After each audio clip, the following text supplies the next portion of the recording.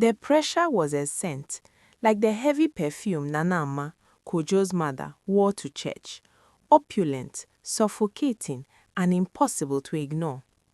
2 years into the marriage, and the silence in our East Legon house was no longer just the comfortable quiet of successful professionals. It was the echoing space of an empty cradle. It always came to a head on Sundays. After our dutiful appearance at ICGC, where Kojo and I smiled and held hands for the congregation, we'd drive across town to Nana Ama's house in Usu for the family lunch. These gatherings were less about fellowship and more about a performance review of our lives. Nana Ama was a woman of tradition draped in modern lace, and her disapproval was always served politely, like a slightly burnt piece of kelewele. "Yeah, my dear," she started, fanning herself dramatically in the middle of a discussion about Kojo's new construction contract. "This is very good news. God is favoring you both in business. But you know, Ebusua requires balance." She didn't need to finish the sentence. My smile, the wide, dazzling one I reserved for potential clients and judgmental in-laws, tightened until my jaw ached. Kojo, bless his heart, was deep in a conversation with his brother, discussing the new interest rate hike. He was an engineer. He excelled at solving structural problems, but when it came to the crumbling emotional structure of our family life, he had the sensitivity of a bulldozer. He missed the cue entirely.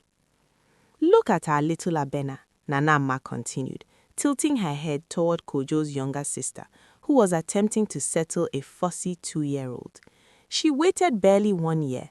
Now she has her prince, and she can focus on her own side hustles. A woman's priority must be established first. Secure the home, then you secure the market." The phrase hung in the air, secure the home. It was the ultimate gentle shaming. It implied that my successful marketing career, which brought in substantial money and prestige to our joint venture, was a distraction, a secondary pursuit. It implied that my ambition was the structural flaw in our perfect life. I felt the familiar heat rise in my chest, a defensive fire I had learned to smother quickly. If I snapped back, I was the rude westernized wife. If I stayed silent, I was the compliant daughter-in-law.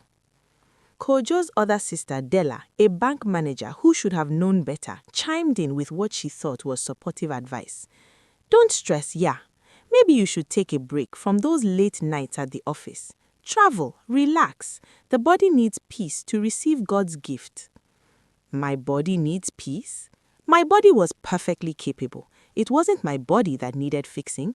It was the suffocating expectation that a woman's value was purely reproductive, regardless of her professional contribution.